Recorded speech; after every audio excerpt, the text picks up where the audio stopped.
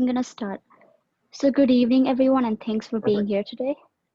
Today we have Lloyd from the San Francisco Bay Area. He's an expert in autonomous vehicle and electric vehicle. Today he's here to give us a discussion and a talk on autonomous vehicle and the future in electric vehicles. So today is going to be more of a discussion-based event. So if you have any questions, type it onto the chat or just unmute yourself and ask any questions to Doug. So I'm gonna send it to Doug. You can start. Excellent. Thank you very much for that introduction. To let you know kind of why I got into self-driving electric vehicles, it's mainly because there's about 38,000 each year in the United States, not to mention all the injuries and the time and the money that is involved with insurance and medical bills and everything that happens because of a crash, that human not paying attention well enough to control the vehicle the way it needs to be. So I also, my wife is Chinese. She doesn't know how to drive, and obviously I have two daughters, and they don't drive. So I'm tired of people that, just like myself right there, a little distracted by their cell phones and other things within the vehicle that keep their eyes from the road. So it's really a passion of mine to make it a much safer traveling experience.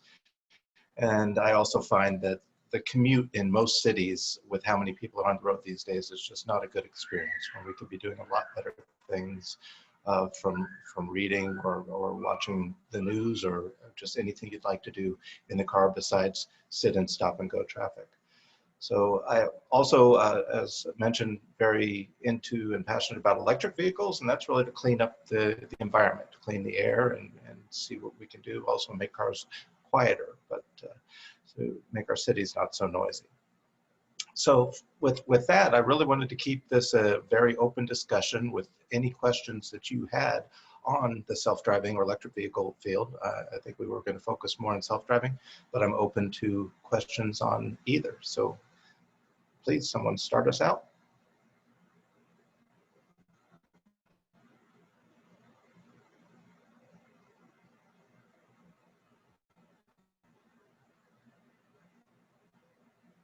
No questions. Can I ask them? Yes. So can you just tell us about the current state of self-driving and electric vehicles to start with? That's a very open question there. Okay, then let's focus on 2020. Well, not just the year, but I'm saying there's many different industries that use self-driving vehicles. So the ultimate goal, the highest peak that they're trying to obtain is like robo-taxis, where we can call it as quickly as an Uber and a Lyft today, maybe even quicker, to come pick you up and take you from any point A to any point B. That is something that's going to take quite a while to happen. I would say a minimum of 5 to 10 years in maybe a country like China that can implement it without having to deal with a lot of the bureaucracy. They can just say, okay, we're going to do this. Where in the U.S. and other Western countries, it'll take a lot slower going through government to happen, to be more widespread.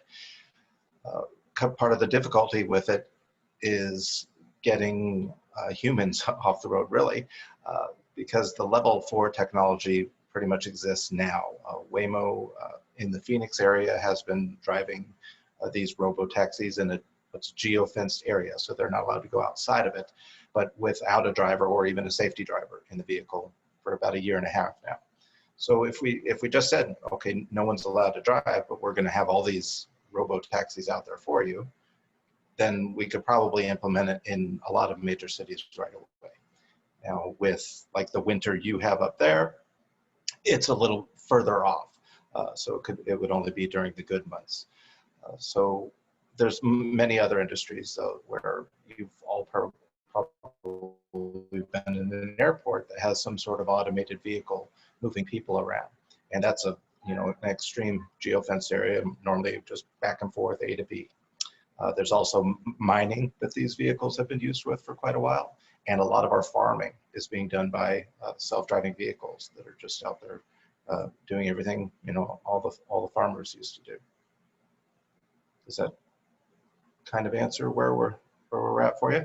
Yeah, that answers it. And the another question I have was, because you mentioned it's for safety and to make the safer commute, can you explain a little bit about what makes it safer and how would customer be feeling okay with it? Sure. So I've had the chance to ride in from a few of the different makers, and when you get in there, the experience is very uneventful. It's immediate, especially if you're talking with these, you forget that a robot really is driving the vehicle. So because it drives the speed limit, it pays attention to all the road rules. It's looking 360 degrees 100% of the time, never looks down at the phone or radio or is communicating with anyone. So that's that can be safer, and the uneventfulness I kind of describe sometimes. We all have friends or family who we take rides in cars with on occasion, and they're driving, and some of them you get in going, oh, okay, what's going to happen during this ride? I'm for sure making sure my seatbelt's on tight and ready to go. And other friends and family, you get in, you go, oh, I know this is going to be perfectly safe. She's a great driver, always paying attention, and I never feel like anything's going to be out of control. With these cars, it's always that way. It's always uneventful. We're going to get from point A to point B without, anything weird happening. No running of red lights, no, getting too close to someone in the back of another car, or speeding, or all sorts of those things. And that's why it'll be much safer when all the vehicles are self-driving. So when you still have humans on the road, like Waymo here in Phoenix, they've been in several different accidents, nothing big, or you would have seen it on the news, but it's always humans running into the self-driving vehicle. It's never the self-driving vehicle running into humans. Because as you know, or may have heard, the accident almost 2 years ago, 2 years ago now, by Uber in the Tempe area, that was the accident heard around the world. Everybody knows about it. And whenever someone who's not really into self-driving vehicles like myself,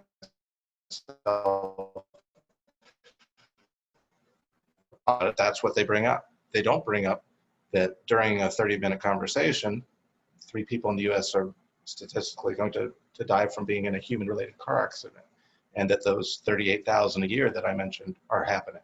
No one even talks about it. I went and looked at just Windsor accidents, and there was a death within the past month from a vehicle-related accident with a human driver. So there's some questions on the chat. So Aisha asks, do you think eventually we won't need driver's license? Sure. Yeah, a friend of mine in the Bay Area just recently released his book. It was in German already, but he translated to English, called The Last Driver's License Holder Has Already Been Born. And I think that could very, very easily be the case. So if you think 20 years out, how far this technology will advance by then, 16 years out, I guess, in most countries. I believe since we already can do it in certain areas, in 16 years, with the advancements you see in every other technology, I would be very, very surprised if it wasn't already here. I lived in China for 4 years in the 2010 to 2014, and I didn't have a car there. It was the best. So when we can get the infrastructure and having vehicles like this so easily, readily available, and then there'll be some sort of subscription rate where it's fairly cheap. Depending on the car you get in, it'll be sort of like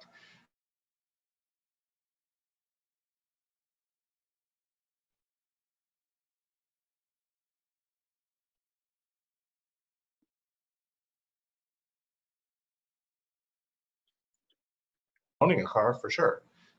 Cars will be so, like with our phones, you know how every 2 years your phone's old, the technology is slower. If you keep that old one, the battery charge is slower. This is how vehicles are going to be too. They're becoming very technological. So I think that the last driver's license, if you don't want to drive, and it's also going to become, I believe, harder. It will probably force humans to be better drivers in the future if they're going to drive. So if there's an accident or anything, then who would be responsible for it? Well, that's a very good question. And with vehicles today, there are a lot more cameras and sensors being put on them. So it's a lot easier to investigate on exactly what happened. There's also a lot more cameras at the intersections. So they'd easily be able to figure out if it's the robot that had a fault or something happen to where it caused the accident, or if it was a human driver that did it. That's luckily that's something that's very easy for us to figure out these days. So what if it's two computer robots driving and they get into an accident? That crash into each other? Yeah. That would be very highly unlikely. So having worked with or spoken with a lot of the companies that are going after this is the last thing they do. That's why they're not pushing to be out on the road. A lot of them have the technology there, but there's so many different so many different things that can happen on the road that humans are really good at reacting to and adjusting for. That's why they're not on the road yet. But having two of these robots crash together, could it ever happen? It's possible at a high rate of speed where it will cause a death. I would say is very unlikely, especially when they advance further to vehicle-to-vehicle communication and vehicle-to-infrastructure communication, to where the sensors that are on a building will tell to vehicles that may be coming, there's a building here, so they can't necessarily see each other even with their sensors, but the sensor on the corner will tell the two vehicles, okay, there is another vehicle coming, you need to yield, slow down and see what's happening. Or one will tell the other, you go first, you're already ahead, that sort of thing. But it's a very unlikely incident. And I know you all are very into the cybersecurity, so that might be an aspect of it that you're thinking. And is that a question anyone has? I had a question about, what kind of language and software would you be using? The particular coding? Yeah, and the software. Well, I'm not a programmer of these. I know that they all use several different.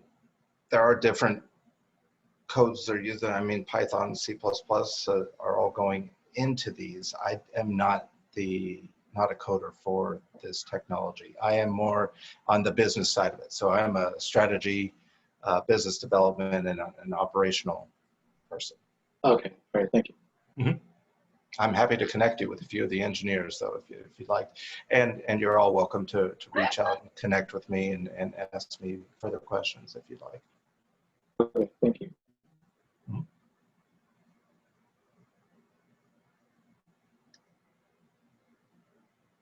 Anyone else? So there's one more. How far off are driverless vehicles for general use? Like I mentioned a little bit, it depends on where you are in the world. I believe it'll happen first in China, as a lot of people do.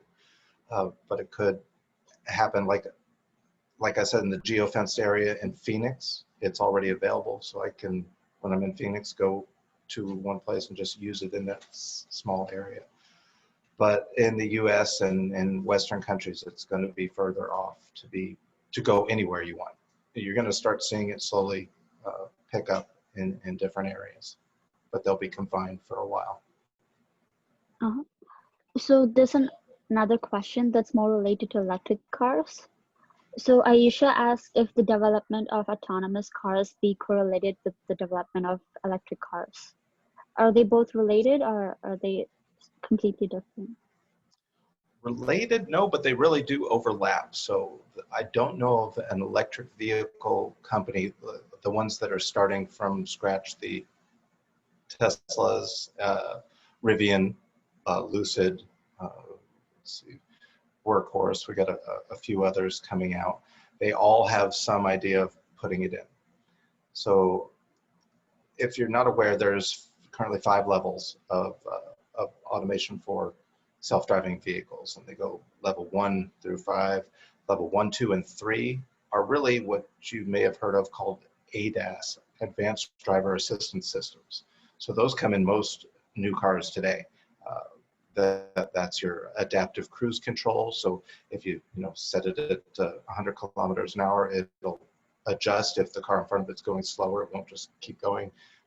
Levels 2 also can have like lane change, and level 3 is something that most companies are avoiding because it really lulls people to sleep a little bit. It'll give you too much confidence in the vehicle. It is a self-driving vehicle. It'll do the turns. It'll get you from point A to B in a lot of cases. But if you don't pay attention, it might try to hand the car back to you when you're not in a position to take it back. So a lot of these companies are focusing on jumping from that level 2 to level 4, which is a fully self-driving vehicle on like all of your current infrastructure. So level 5 can drive like in all weather conditions on almost any road, as long as the vehicle is capable of going over that road. So does that answer that question? The electric vehicle and the self-driving vehicle companies are pretty much overlapped, and as the older OEMs get into more electric vehicles, they're obviously adapting to the self-driving. Like I said, whoever can get to that kind of holy grail of having a robo-taxi, where a car that's normally sitting for 95% of the time can be driving and moving people and making money almost 100% of the time, except when it's charging or being cleaned. That's what they're all striving for. So when you say that China might be the first country to come with self-driving cars without anybody in them, don't you think Tesla will be them, because they already have the Model X or Model Y driving themselves already? That's kind of a little bit off. Teslas are level 2 right now. Elon keeps saying that by the end of this year, they're going to be fully self-driving, but they're currently level 2. And they title it autopilot, but they right now are not. You cannot not have your hands on the wheel. It is required for every Tesla on the road today that the driver remain with their hands on the wheel, paying attention.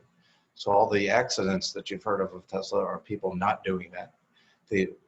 What I mentioned earlier with the level 3, which a lot of people feel is just not a good level to have because it lulls people to sleep, is what's been happening in those Tesla crashes. People are not paying attention. They're rigging up the wheel with some, because you need the car knows if your hands or if some weight is on there, and that's how it senses if you're paying attention to the driving. People are rigging things up like fake hands or taping water bottles so the car thinks that there's someone holding on, and then they're watching a movie, and then that car crashes into something. So Tesla has probably the most data because they have the data from every one of those cars. So they have all the cameras. They also don't use something called LiDAR, which is light detection and ranging.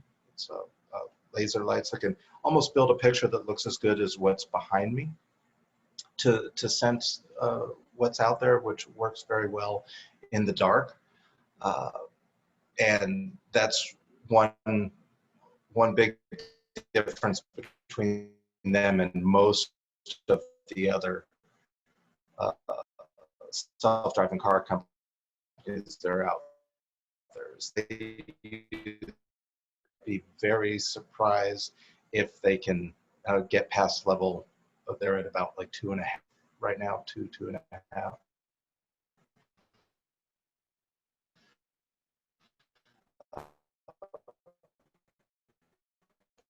As cameras, it's very difficult to drive that. Do you think our future, like just in the future, is going to look like the movie I, Robot?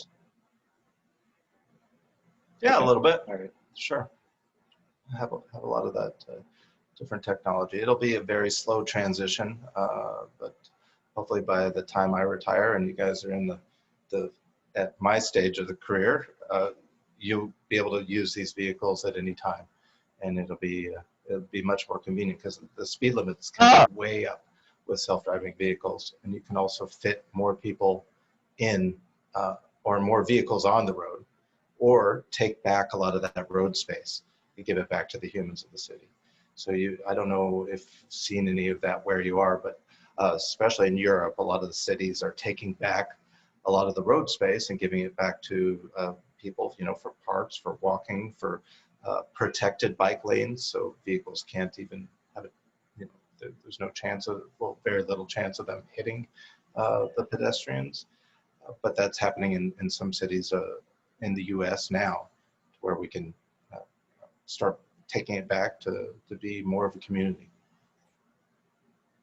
Doug, I have a question following as a follow-up question. Yeah. So you just discussed about I was thinking that there is a difference between, because they have a lot of data, Tesla has a lot of data, right?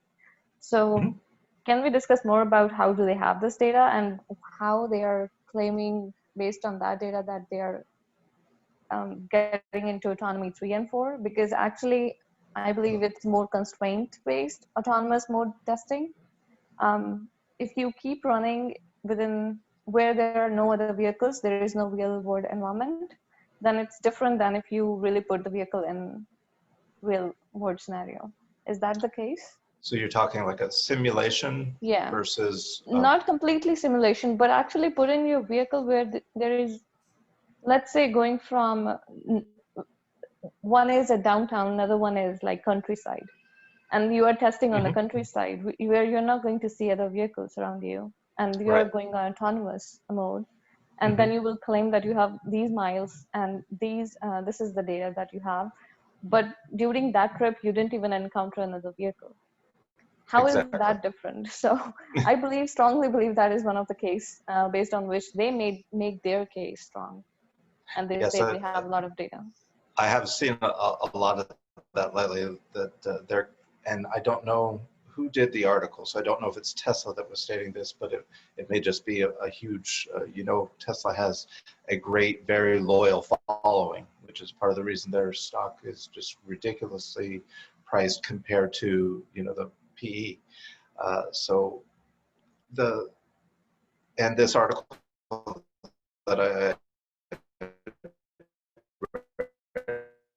like a month ago said humans, when I think what you're stating is right, that a lot of their data for their autopilot is from freeways and highways, highway driving, where there's, that's the easiest type of self-driving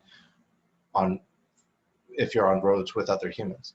So it is something where we need to see that data comparing apples to apples and really know that that's the case. A lot of like Waymo has, I believe, 10, maybe probably 15 million road miles now, but they're all really limited to that geofenced area and in Phoenix and in Mountain View. So they also have like 15 billion or just a ridiculous number of simulation miles, which do a lot for them. The amount of data, like I mentioned, that Tesla probably has more data than anyone, but most of that data is pretty useless. As you know, when you drive, there's not too many events that are out of the ordinary happening. And when you do, they're just a short segment of that drive. But each one of these cars collects roughly a terabyte of data a day. So that's a lot to sift through to just see what's out there and make sure that the system understands every possible situation that can occur. When a lot of these companies do like mapping, a ridiculous amount of mapping of all the streets. But as soon as that car passes, that map is fairly useless. It's kind of like, when the car passes, say you and I go out there and we put a big rock in the middle of the road. So that information that car just gathered is pretty useless. The next car that comes by is going to see that there's, hopefully see there's a rock and stop, but it can't pass that information on. So it needs to be more of a real time. Someone has a question saying researchers have shown that normal cars can be easily hacked. How do you think self-driving vehicles companies will be tackling this problem and convince the public that it is safe to use? Yes, I forget how many years ago, but I saw 60 Minutes where they hacked into a Jeep and just started controlling the braking system. And I don't think they had the control of the steering at the time because the Jeep didn't have that. It was But 2015. okay, it was that long ago. But yeah, I remember seeing that, and that is why there's this group. A lot more cybersecurity is going on, and there's actually I'm not sure if you're aware of it, a group called PAVE, and Dr. Anju Sanalkar, I hope I'm pronouncing her name right, was just talking about this about a month ago in one of their webinars. And she said, that there's 4 motivations for it.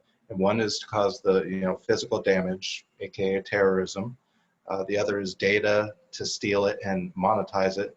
And then there's just research and also Trojanizing to create a door into some other area. And how we can make consumers feel more comfortable that this isn't a possibility as far as something that would crash the car. That's going to be kind of difficult to the layman, but talking to them about how it's set up now, the cybersecurity that's being put in with the blockchain, and how much more difficult it is to get into systems, and that there's not that big of a reason to do it, not a big financial gain to happen to hack into one car, but the redundancies that are being put in that security. As I mentioned earlier, if a particular company's self-driving car crashes and kills someone, it's going to hurt them completely and the whole industry. So that's something that is really big, and I think you'll find that a lot of these companies are building up very big teams of cybersecurity, just like banking and any other industry, to make sure you can keep your customers confident that their information, their life is protected. Does that answer your question? Yeah, thank you. So there's this one question, it's more of a scenario based. So Okay. Autonomous vehicles are expensive, like Tesla, it's super expensive, and I believe most electric cars are expensive too. Not a lot of people would want to buy that. And a lot of people enjoy driving in general. So what would the environment be when there's an equal amount of autonomous vehicles and then a general vehicle? How would the environment be? Well, the self-driving vehicles, like I agree, the current ones that are coming out, the Teslas, the Lucids, the Rivians, are more expensive vehicles. But this technology can be put into cheaper vehicles that we can purchase. Like I mentioned, the advanced driver assistance systems, that is self-driving. That's partial self-driving technology. So it's not level 4 or 5, but that's what that is. So your vehicles probably have some level in them already. For people that just love to drive, I kind of argue with that. I love driving, cross country with friends, but then I think about it and I wonder, is it just the driving part itself that I love, or is it being out on the open road and being able to look out the window? Am I driving legally and enjoying it? Because I find going 60 miles an hour for 8 hours to be fairly boring. I'd rather be, playing or reading or doing something else with the people. So that I kind of argue with people on a little bit. I enjoy driving fast. I enjoy, going maybe 4-wheeling out in, off-road. But as far as the daily commute, no, I don't enjoy that. Or a lot of the city driving is just not enjoyable. I believe it's going to be, as I mentioned, self-driving vehicles taking over and no humans on the road is going to be a long ways out. So they'll be on the same roads as it slowly transitions over many years. And you'll be able to drive for quite a while, especially in the Western countries, as I mentioned. So in the future, I would see that there's these places where we can go have fun like kids do at an amusement park, driving bumper cars. There'll be much bigger places for adults to enjoy some kind of different driving uh, place to drive. Do you think gasoline vehicles would be cheaper to buy in the future, or would they like still be made but like stay like so the average car right now is like 30,000 and above? So do you think it would be cheaper to buy them in the future, or they would stay the same price? Cheaper to buy gas vehicles? Yes. I don't think so. The electric vehicles will be cheaper. They're almost at parity now with the cost of charging and buying, an apples to apples vehicle. Electric vehicles have thousands fewer parts to them, so they can be much cheaper over the long run. Also, because there's a lot less to service. I mean, there's no oil changes. These cars should be able to go like 1,000,000 miles fairly without a lot happening to them. Electric cars are just much more efficient. The battery charging and the battery technology is gaining ground every month. It seems I see a new video of some small breakthrough where the charging's getting faster. The dendrite issue with them decaying is getting handled through different things that a few different companies are applying. So the electric gas vehicles sticking around too much longer. I kind of have this conversation with people all the time. Why would you want? I saw a brand new Porsche on the road the other day, but you can buy a much cheaper electric vehicle that's going to beat that Porsche every time if it wants to. The 0 to 60 is just ridiculous in a lot of these electric cars. And I'm surprised that they even advertise it that way, because a lot of people couldn't handle this. This is as fast as a gas motorcycle goes 0 to 100.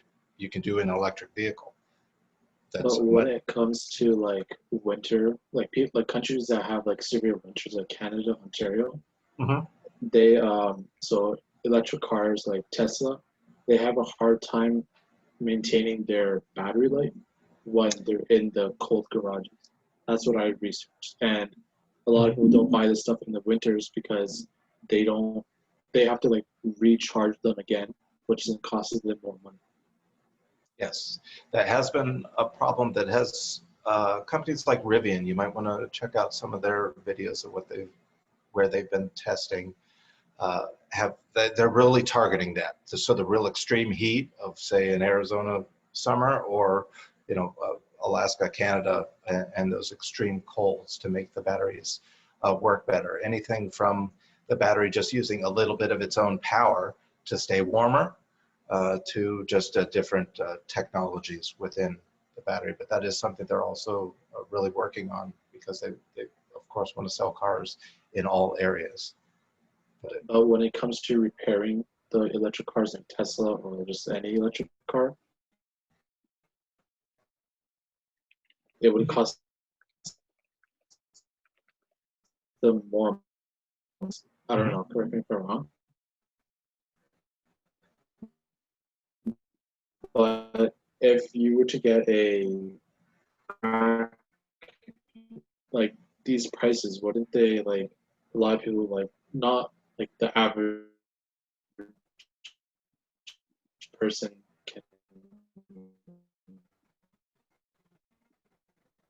buy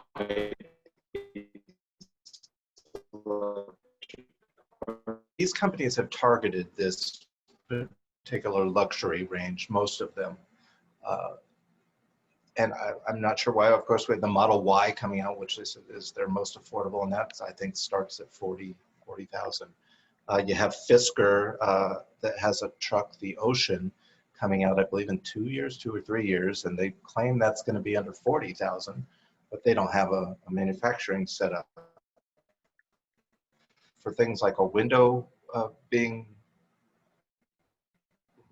windshield being broken, it'll be similar to how it is today, at least in the U.S. with my insurance.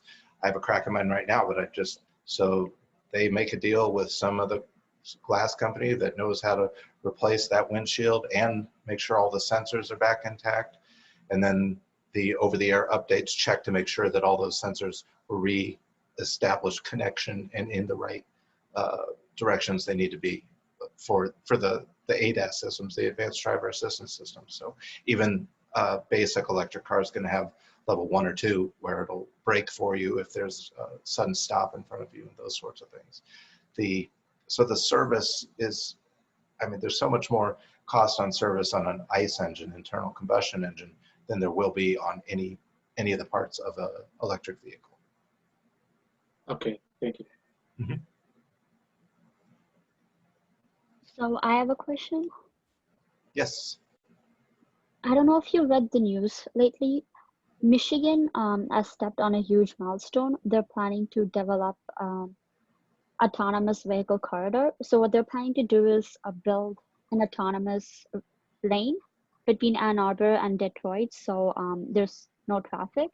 Do you think this type of changes is necessary to get the full autonomous feel? I read that headline. I did not read the whole article, so maybe you can answer a few questions for me first on it if you read it through. Is it going to be a shielded lane, meaning are there going to be dividers keeping, so those cars will be completely on their own, or will they be with the other traffic where they could merge over, or humans merge in, even though they're not supposed to? So that specific lane is just for autonomous vehicle, but I think they can use the other lanes to exit and stuff. Mm-hmm. But it's But just for for autonomous vehicles. most of the mileage, or most of those miles, is it going to be blocked? Will it just be like, okay, we're going to color this one blue, no one's allowed to be in this lane except for an autonomous vehicle? Yeah, it's going to be like that. Because the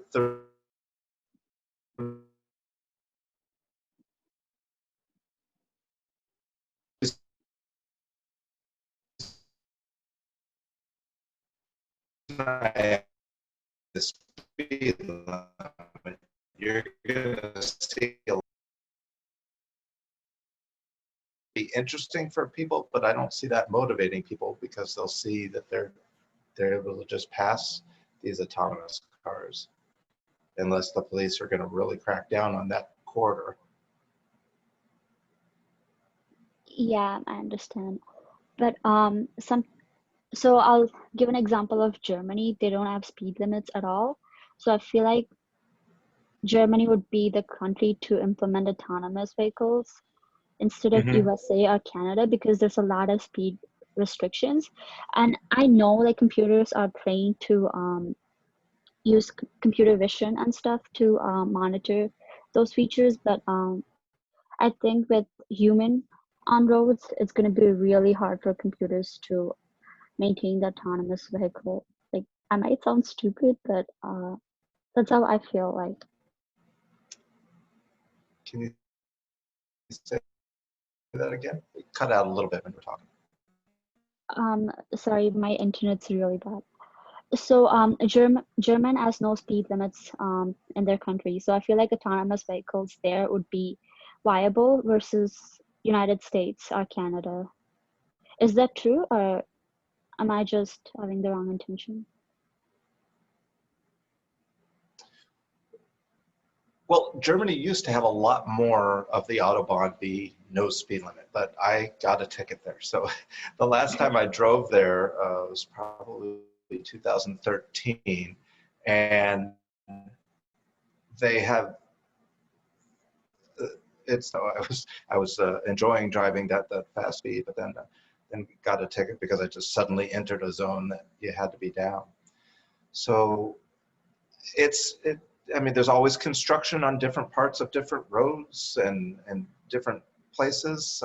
I don't see Germany as any better than anywhere else on putting self-driving vehicles, but highways in general are an easier, for most of the miles of those roads, easier place for self-driving vehicles to be, especially highways with no cross traffic. So I call those freeways, that there's never going to be a car, there's no four-way stops or anything. It's just a freeway where they can keep going. Thank you. Mm-hmm. So any other questions? I have one more question. Yes. Regarding these standards and regulations, the emergence of autonomous vehicles, emerging standards and regulations for autonomous vehicles? I know the U.S. government, the Department of Transportation, is staying very involved and being very open to these autonomous vehicles, mainly for a lot of the marketing of autonomous vehicles is the mobility it'll give to people, to the over 1 million blind people in the United States, the elderly who maybe shouldn't be driving anymore, but still are. So some of these companies are focusing like on elderly communities, and the government is really liking that that'll make the roads safer and give more mobility to people to move around. So I guess it really depends on the particular government, on how open they are to it and how much regulation they want to put up front on these vehicles. But so far, it's been fairly open. Arizona has a lot of the early testing in one part because they have a Republican governor who is very open to regulation. Republicans tend to be more for less regulation. Say, we got to hold on, we got to really analyze this first and take a look at it, and then we'll start to open up and see what it can do. So California has now started issuing a lot more permits for self-driving to test on the roads. So it's really country by country. You need to see what's happening. But these self-driving vehicles are kind of everywhere. They're in our Amazon warehouses and moving all of our goods around, and those are going to get more and more automated. They're in the yards where all those the trailers for long-haul trucking are, moving all of those trailers around so they can be loaded and unloaded, rather than having people driving them, and it's slower and less efficient. And then the long haul trucking is really coming into play very soon with companies like Too Simple and Kodiak and Embark from coast to coast, self-driving Class 8 vehicle. So does that answer your question? Yeah, it surely does. But it also triggers one other question that Great. even though we'll have standards and regulations in place, there's another problem that is with the government, right? Based on federal, provincial, and municipal level. Do you believe in that? That also trickle down entire process and delay? The state what it is again that the government's done? If we have standards and regulations, that's like policy and governance in one place. Everything is, we'll believe like everything is on going ahead. But if we do not get a yes from the government side, then do you think that's a problem? Like you just stated, few of the states that are doing it, but then my question is, why not the other ones? So is it slower than the other one, right? So I know for the long haul trucking companies, they've approached all the states that they're driving through to get the permission to be able to do it. I believe it's right around half of the states right now that they have permission to drive and test their self-driving vehicles in. They don't have permission yet to not have a safety driver in there. So these are the steps that it takes, where different states will require, let's see more and more data before we're going to give you permission to, not have a driver in there at all. But it'll, I believe, it's going to slowly get there. And once places do have it, it'll be easier to, once you've opened the can, as they say, the can of worms, it's gonna go spread to the other areas. It'll take longer in the north where it's colder and you have the roads that are a little, more difficult, can have more potholes because of the winter months, and just that weather is a task to conquer. But slowly they'll get to a point where these vehicles can drive in acclimate weather, or they'll do the smart thing like humans should do, and when there's a blizzard, pull over and wait till it's safe to travel, so we don't have those huge pileups on the freeways anymore. And I think because of the same reason what you just stated, there will be a huge difference how we are going to see it in States versus Canada because of the same reason. Yeah, that answers my question. Very well could be, but they might areas, whether it's Canada or Russia or in any country, in the wintertime, they may have to put a safety driver in there. So it'll be, less time, but it'll be, the truck will be able to say, okay, this is a condition I cannot function in. You need to get behind the wheel now. But in the summer months and the better months, they can possibly do it without a driver at all. Yeah. So there's another question on the chat. What do you think is the biggest challenge for autonomous vehicles right now? Us humans on the road. I believe we can, if humans weren't there, so that's the big challenge. Don't follow some use their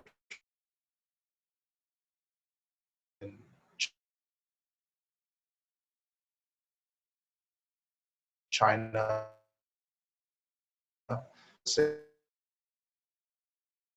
accents, because that's, I think, even the bigger vehicles driving adults city.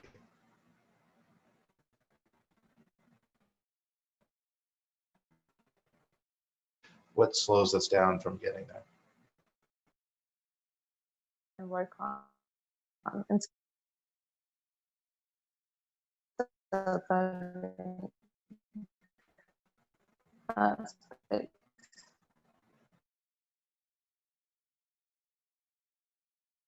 the big challenge of vehicles. Right now, the vehicles are really only connecting to outside when, if they're having some sort of update or updates. So how are the companies protecting them? That's what I would do, is reach out to the people that have the jobs and see what they see as the challenges within their jobs and how they see it moving forward. And I'm sure you'll find different ways that they're attacking this to protect the vehicles, depending on which company you go to. Just like all the companies, you hear self-driving vehicles, and a lot of people think, oh, they're all doing it the same way. Well, they all have their different sensor suites and their different ways of programming the sensor fusion of their vehicles to take on the self-driving challenge. And that's why there's so many of them at it. So reach out to the people that are doing it, is what I would suggest. So there's a question. Are there any simulations or like softwares where you can test different scenarios for autonomous vehicles to see how it works and stuff? Are there any what to see if we can test them? Simulations or softwares? There's a lot of open source software out there for self-driving vehicles. I could get you some of the links after we're off. I'll search for them and I can forward them over. Uh, I'm not sure what all used for simulation, but I know that several of the companies put their data out there. Yeah. So any other questions?